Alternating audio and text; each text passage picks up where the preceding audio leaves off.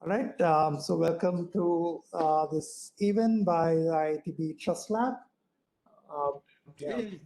so just to give a very brief introduction, one of the mandates of the IITB Trust Lab is to engage with the government and lawmakers to give inputs on matters that intersect with information security, privacy, digital trust, all of that. And today we are very happy to have Apar Gupta join us. He's the executive director of the Internet Freedom Foundation.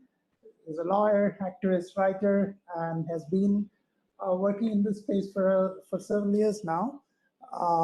And he will tell us, he'll take us through the draft bill, and we are recording this, but after the presentation, we can have a discussion, open floor. So over to you, Apar. Thank you so much for inviting me here. The way I'm planning to conduct this is through a walkthrough of the draft Digital Personal Data Protection Bill, which was released last week on Friday. So what makes our job easier is it just has 30 clauses. And a lot of lawyers say this is refreshing. It's drafted in plain English language, but there are some concerns which arise from it as well. One thing which is important to immediately gather is that the data protection bill is a process which has now been in the works for close to a decade. And if you see this timeline, which has been made by my colleagues in a brief we made for a previous edition of the data protection bill, it started out from the Ministry of Personnel and Public Grievances and Pensions. It was originally called a privacy bill, not a data protection bill. And this dealt with both data protection and surveillance reform. Now, conceptually, data protection is when you consensually and with knowledge, because consent relies on a person getting notice, them essentially saying that, yes, I understand that this is my personal information. Under these conditions, it's being gathered either by a private company or by the government. So that's data protection. Surveillance is, by its very nature, not put to the notice of the person who's surveilled. Okay. However, both aspects impact a person's informational privacy. And it's been a realization more often now these days that both are interlinked very, very closely. Information which is gathered by notice, by data protection frameworks, as well as surveillance, which is conducted quite often. And sometimes the proposal which comes is that these need to be dealt with separately. Sometimes the proposal which also comes and has been there in government, at least was there till about 2012, 2014, was that both need to be dealt in the same legal reform. Now, if you look at the hits and misses here, one event is very important for us to notice, which is the Supreme Court's judgment on the fundamental right to privacy, titled as Justice K.S. Puttaswamy versus Union of India, pronounced in August 2017. It lays down certain legal principles on the fundamental right to privacy, which also includes informational privacy. And it states that the data protection bill should be as per the judgment. That's fairly obvious. Supreme Court judgments reflect the constitutional framework, our fundamental rights and laws do have to follow that. But if you look at Justice Chandrachud's opinion, he expressly says that the government should incorporate the principles which are stated in the judgment within the data protection law as well. And this then leads to the Justice Sri Krishna Committee, which is a little before the judgment being pronounced. Its report, the data protection bill, some committee process, ministerial overview, JPC, and finally its withdrawal. And now we have the Digital Personal Data Protection Bill 2022, which is what we'll talk about. And this has been provided in a chapter-wise format for comments on MyGov website, which I urge everyone who's on this call to put in their 2 cents on. It's open till December 17, 2022. Now, firstly, what does it apply to? The application scope of the law is provided under clause 4. It says it applies to all all processing of personal data within the territory of India, which is collected from data principles online, and such data is collected offline, is digitized, which means that the application of the law is not to any kind of gathering of personal data, which will just be on paper. And some people have pointed out, well, banks quite often gather data on forms, etc. How will that be treated? But most often it is also digitized and put through a larger process. The only problem and the question which arises in a lot of people is that what happens to the data till it is digitized? On paper, it's still a separate legal treatment for it. And this does seem to be incongruent. There's a territorial nexus to the law. It applies to data which is gathered from data principles, but within the territory of India. Okay, so it will apply both to citizens and non-citizens. Now, what's the very basic principle here is of consent. For consent, as I was just Apar, saying, do you take a question now, or do you want to take questions later? Later would be great, sir. Okay. Later would be great. I'll just Carry on. It'll take me another 15 minutes, and that will just keep it a little concise. And then I can go back to specific slides and take questions and comments. Okay, go ahead. Sorry. So, as I was explaining, the very basic principle of the law is choice. It's consent, that you can opt in to give your data, and for that, a notice is necessary. Right? You need to be told, just like you may have seen certain kind of cookie pop-ups, but it may be done in a much better way. And here, the data principal, which is you, will get a notice from the data fiduciary, which is the entity which gathers your data. And there is some concerns here as well, that it does not require data fiduciaries to inform principals about third parties with whom their data will be shared, or the duration for which data will be stored, and if data will be transferred to other countries. Usually these things are also within the notice, and were in the earlier version of the data protection bill as was drafted by Justice Shri Krishna, which had close to 90 clauses. So the shrinking, the ease of language, the lack of nuance, all of that is present in the present bill and has been termed to be very refreshing by several policy experts. Does come at a cost. Okay, it comes at the cost of detail. Now, clause 7 is the consent principle. Consent of the data principle means it's freely given, it's informed, it's unambiguous. However, consent may be assumed also, or deemed consent under clause 8 in certain situations, for measures to ensure safety, or for the purposes related to employment, or in public interest, which is again framed very, very broadly. Okay, so it can mean everything and anything. And this has also come under some criticism by analysts who look at it from a rights-based perspective, because any law for data protection essentially is intending to protect an individual's privacy while also balancing it with other more functional and utilitarian aspects of how data flows benefit all of us by providing us innovation and new services. But very large carve-outs, has the danger of making the exception the rule, which means that if you have very broad, ambiguous, vague exceptions to a principle of protection, then the principle of protection itself becomes unenforceable. Hence, consent may be undermined by deemed or assumed consent under clause 8, where people may not be put to notice, may not have the choice of giving consent.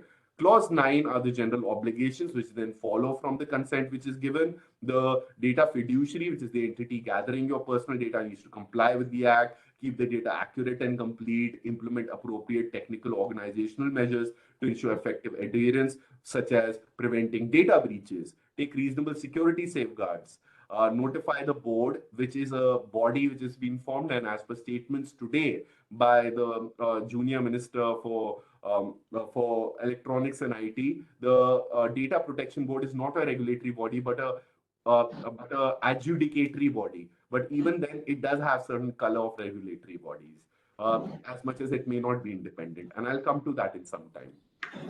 There are other protections under clause 9 as well. Now, there are additional obligations of significant data fiduciaries.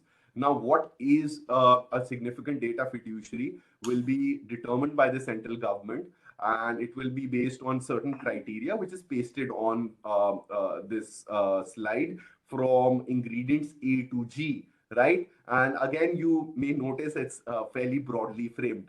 And again, who's notifying that what is a data fiduciary is the central government, which means a government ministry, which may be most possibly the Ministry of Electronics and IT. It will not be the regulatory body or the adjudicatory body, which is a data protection board, which can have some functional autonomy, such as SEBI, such as RBI, etc., etc. It will be the central government acting directly by itself.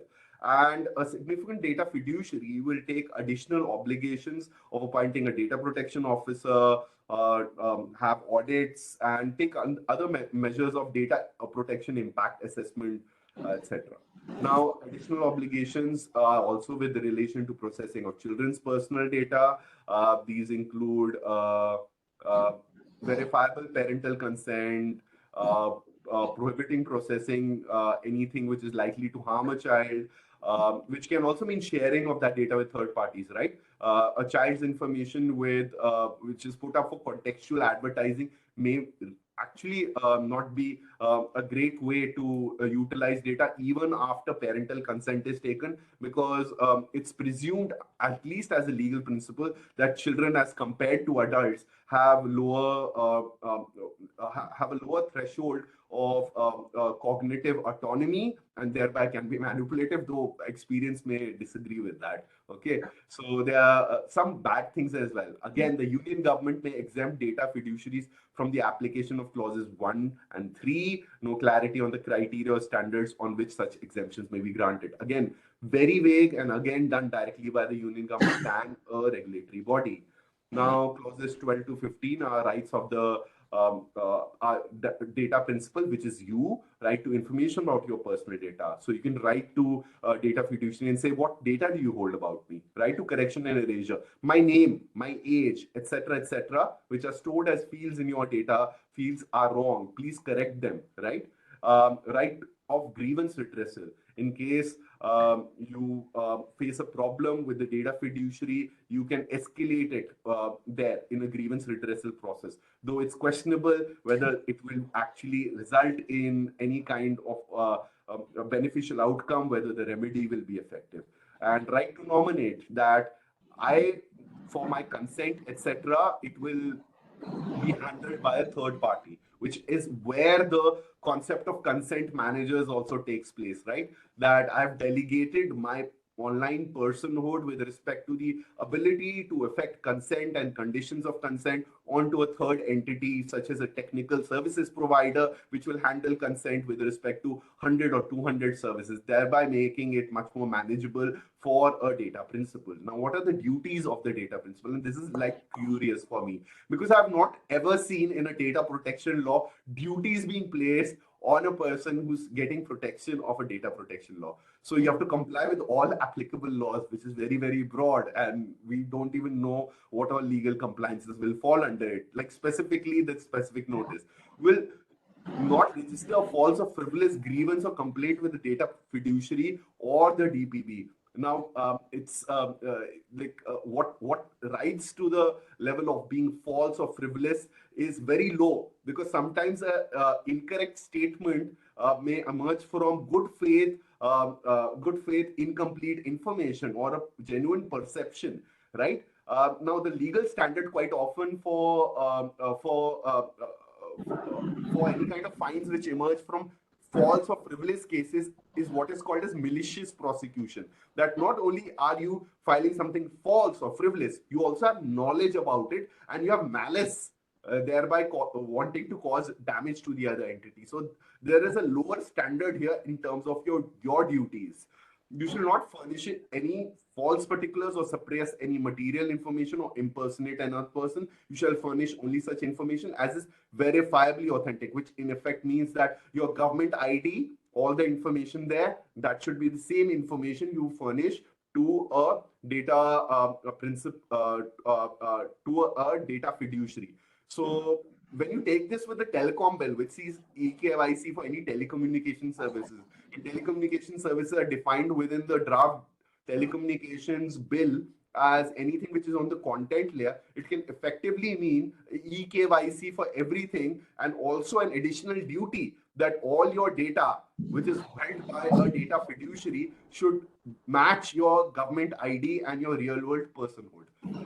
In effect, data protection and this provision may actually result in the gathering of more data or more accurate data in a sense, right? And clause 17 is with respect to the transfer of personal data outside India. Earlier, there was a data localization requirement which required data to be stored within the physical territory of India, which was criticized by a lot of business groups. They said it's just not practical, it will impede the free flow of data. And this is now being replaced by a whitelisting approach or a allow list approach, in which the union government may prescribe a list of countries to which data fiduciaries can transfer personal data. The underlying criteria under that is also not very, very clear. And when you contrast that with the GDPR, the criteria for transferring personal data of Europeans to countries is that they must provide a minimum level of protection to such data, in which there are adequacy assessments which are then done. However, this clause doesn't provide any such standards. Okay? Now, clause 18, and this is come on for tremendous criticism, is the ability to exempt certain government departments from the application of the protections under this law. So the provisions of Chapter 2, except subsection 4 of Section 9. And Chapter 2 were essentially all the rights which were there with the data principle, all the rights which were coming to us as people who would be interacting with data fiduciary can be made potentially inapplicable. If the processing of data, personal data is necessary for enforcing any legal right of claim, the processing is by any court tribunal, personal data is processed in the interest of prevention, detection, investigation, not with interest. However, what's important to notice here is that if you remember in the beginning, I said that there are certain legal standards in the right to privacy judgment. There are legality, there should be a law which limits your right to privacy. Secondly, it should satisfy legitimate state purpose. Okay, this may do that as well. But third, it needs to be proportional.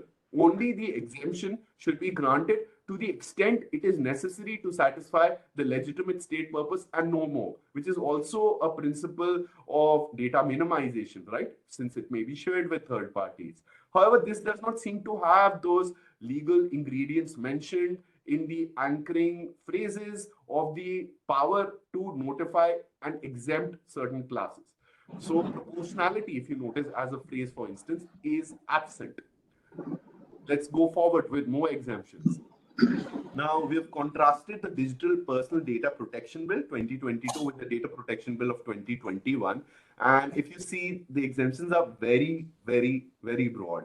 And the earlier clause was actually a little more limited. So this analysis is noted at the bottom.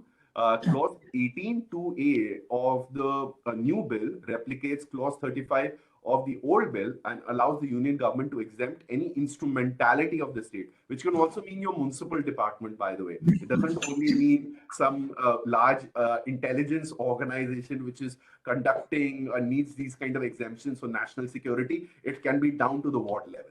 From the application of the new bill in the interest of sovereignty and integrity of India, security of state, friendly relations with foreign states, maintenance of public order or prevention on incitement to cognizable offense relating to any of these.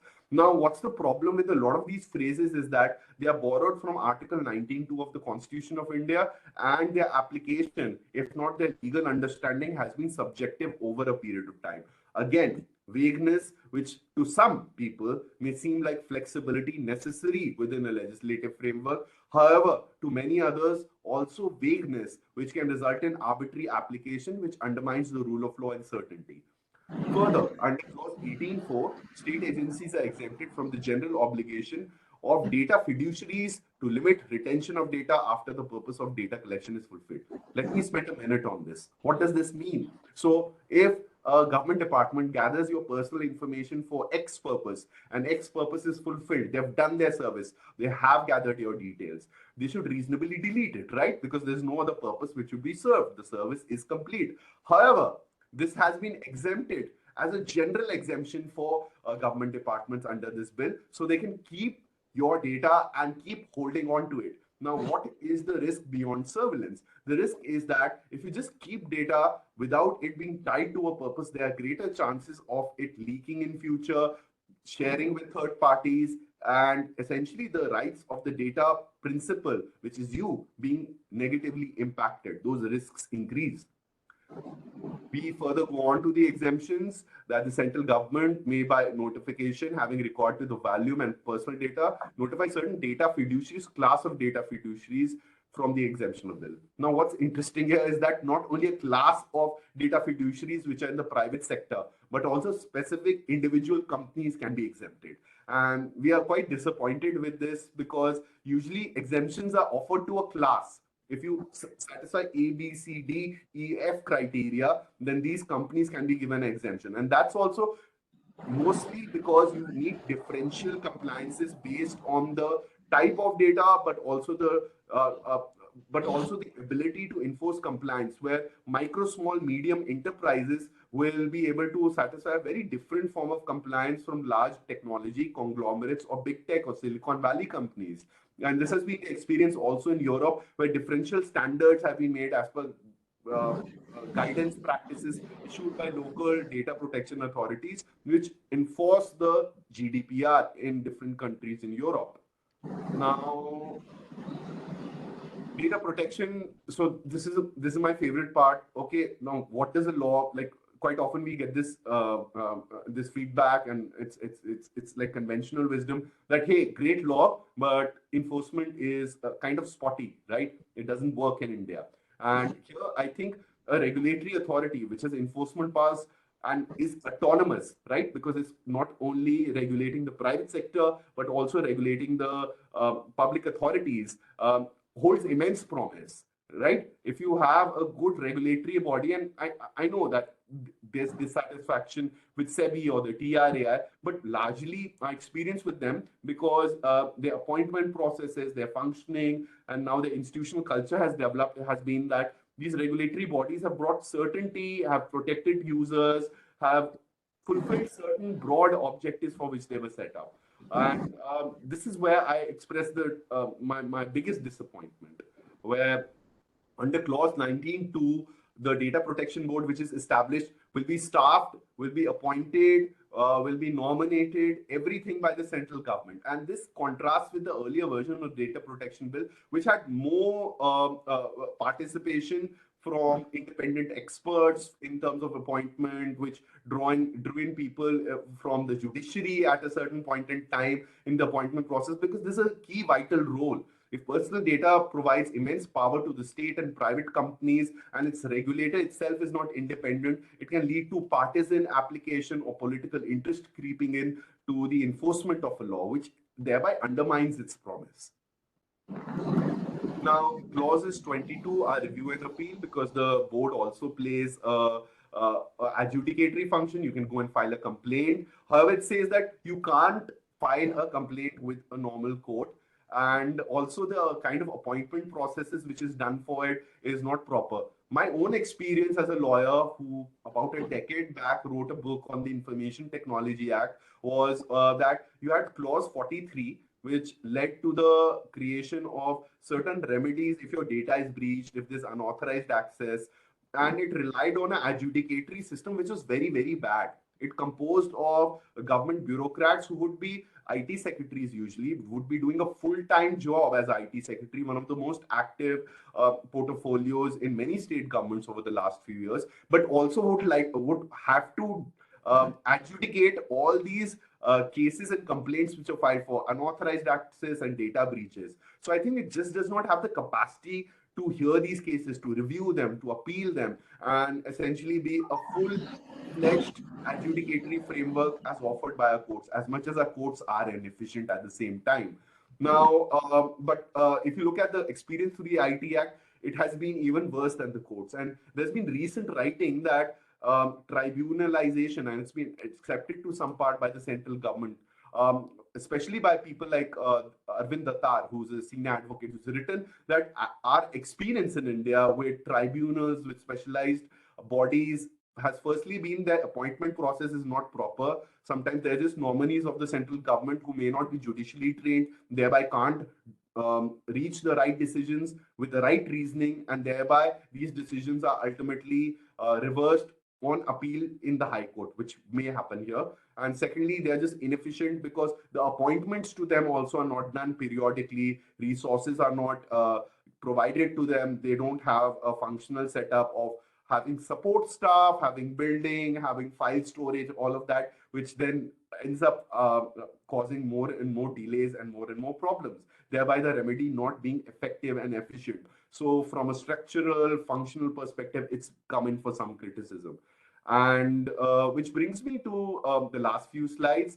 I was telling you about duties of the data principal, your duties, my duties under this law. Well, there's a penalty of up to 10,000 if potentially we report the wrong kind of information about us to a data fiduciary. So imagine if you sign up for an email address and they say, what's your name? But you put in a pseudonym, right? Or you don't put in the right details which are there in your government ID, and it may provide 5 or 6 government IDs. It may turn into a penalty which is placed on the data principal. The other penalties have been discussed quite widely. The penalties also have been shifted from a percentage threshold based on criteria now to a specified penalty. However, these penalties can be revised by notification by the government on a periodic basis. Clause 30 is the amendments, which brings me to what I was talking about as well in terms of the IT Act. The IT Act and the adjudicatory system thereby will be erased. Everything will proceed under the Digital Personal Data Protection Bill for data breaches, etc. if you want any compensation. But one thing, if you notice, when you look at the bill a little more closely, and I'll go back to the last slide, is that the penalties which are placed on the data processor or data fiduciary are not compensation which can be payable to the person who suffered the damage. So it's not clear if, because under 43A, you claim compensation. The word compensation is not present under the new bill. So if you suffer damage due to a data breach, you may not be able to get the money. Okay, it may just mean there's a fine and penalty placed on the entity which did leak your data, and ultimately that fine and penalty can replenish a general corpus which may be put to public purpose. Clause 32A amends the Right to Information Act. There's a great article on this written by a former Information Commissioner, Shailesh Gandhi, how now any personal information which may be contained in a RTI will not be disclosed, and this erases Section 81J of the Right to Information Act, specific provisions there, and also a proviso to that.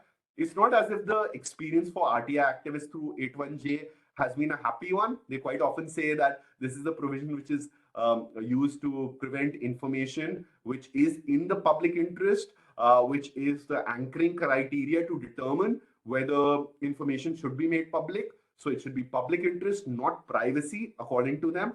However, this makes things much more severe. A much more detailed analysis is provided by Shailesh Gandhi. I will be happy to send the link subsequently. And it relies on the basic conception that personal information is about increasing the asymmetry of power which stands between an individual and the state or a large corporation. Thereby, if you undermine the Right to Information Act, it will impact that attempt by legal intervention to correct this power imbalance which is there. So privacy as well as the right to information are both about that cardinal democratic principle of curing power asymmetries, or at least ensuring that it's corrected to some way. So with that, I come to the last part, which is a structural issue. As I said, and I've written about it in the Indian Express, is that all the powers to determine most of the conditions is left to the central government, which is the ministry by itself, directly and through notification. Now, you see this in many laws, but what you do see in those laws is that, number one, those laws were made before we came to our experience that regulatory bodies need to be given that function, and the central government should make rules and regulations governing and improving the strength of these regulatory bodies, making sure that their functioning is being done in a manner in which they're well staffed, they have the right people, have the right money. However, under this law, not only does the Data Protection Board not have the ability to make rules, to make regulations, and its only function is enforcement, but also the rules which can be made now by the central government. And you notice this because this law is, I think, within 24 pages and 30 clauses, missing a lot of anchoring criteria, which is usually there in legislative texts. And without anchoring criteria, it can make notifications, which of course will give tremendous flexibility. But maybe are we putting too much faith in the executive branch of government without proper legislative guidance, which is missing here? And there are many such instances we have listed here. And with this, I will end this and proceed to questions and comments. Thank you so much. Thanks, Apar. If anybody has a quick, clarification question on what Apar presented, we can take those questions now. And after we switch off the recording, we can have more open discussion. So I see one question. Go ahead, you can unmute yourself and ask Abhishek. Yeah. So while you talked about, thanks for this wonderful conversation.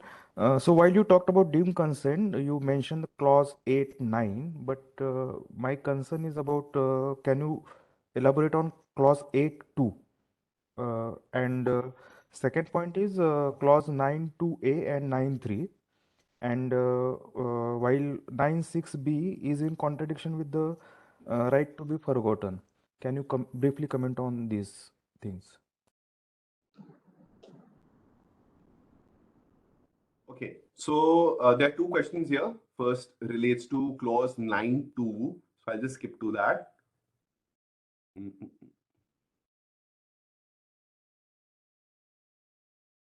For the benefit of the audience, I'll read out clause 9.2. 9.2 you were saying? Clause 8.2. 8.2, yes. 8.2 and 9.6b. 8.2. Okay, so first I'll read out 8.2. 8.2 relates to deemed consent, where consent is not necessary. Reading from clause 8, a data principal is deemed to have given consent to the processing of her personal data if such processing is necessary. Subclause 2, for the performance of any function under any law, or the provision of any service or benefit to the data principal, or the issuance of any certificate, license or permit, or for any activity of the data principal by the state or in any instrumentality of the state. Illustration: A shares a name, mobile number, and bank account with the government department for direct credit of agricultural income support.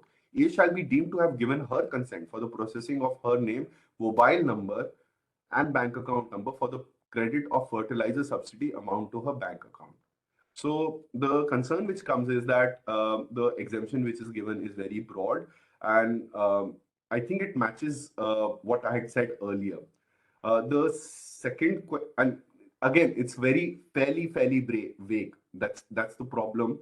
But one limitation here in clause 8.2 is that it is the deemed consent provision in clause 8.2, as per my reading, can be availed only by state or any instrumentality of the state. Okay. Now, one thing which I also omitted was what is public interest. And public interest is defined in 8.2 as the prevention or detection of fraud, mergers, acquisitions, network and information security, credit scoring, operation of search engines of publicly available personal data, processing of publicly available personal data, recovery of debt for fair and reasonable purpose as may be prescribed after taking into consideration. So again, very vague. Now, the second question was with respect to the right to be forgotten, and here which clause was being referred, if I can be reminded that again. 96B for business 96. for business purposes. And Yes, and also the exemption which is given by to government itself, that even after you fulfilled purpose, you can continue to retain information. So it's not only about the right to be forgotten. So conceptually, there are two things. Okay, the first is that your personal data is gathered for by consent for a specific purpose. It's called purpose limitation. in which after that purpose is satisfied, because the other person does not have to do anything with your data reasonably. They either have to take fresh consent, informed consent that I want to do something more, right? Or they have to delete it because it's over, right? So by itself, that erasure which occurs is distinct from the right to be forgotten. However, the right to be forgotten as a doctrine has come from Europe, in which there is a basic principle that people need to be given a second chance in society. And quite often that applies to people historically who were convicted of crimes, served their sentences, and were being rehabilitated back in society. After a certain period of time, their crimes, which maybe occurred like a decade or 2 decades back, would prevent them from rehabilitation, gaining employment, making a family, things like that. Would have a high level of social stigma attached to it, which is why the right to be forgotten came out. Because society has already visited its punishment, rehabilitated a person, thereby they should not be identified and tagged as a criminal for their entire lives. So that's where the right to be forgotten comes from. And it applies to personal data, which may be held in court records and then may be indexed, for instance, on search engines, right? So that is a different category by itself. Now, there's some complication in the right to be forgotten. I'd like to indicate it there. And it depends on the rule of law framework. Now, the right to be forgotten is a very evocative, appealing phrasing of a right in which we can claim back from big tech our personhood, which is possibly indexed on a search engine, or things which we put out at one point in time and we really don't feel should be there. However, a large category of that can already be taken care of by data protection laws. But the categories which cannot be, like court judgments about us, right? What if there's a court judgment? And quite often it happens in the matrimonial context. And I know this because we also provide advice to Indian Qanun.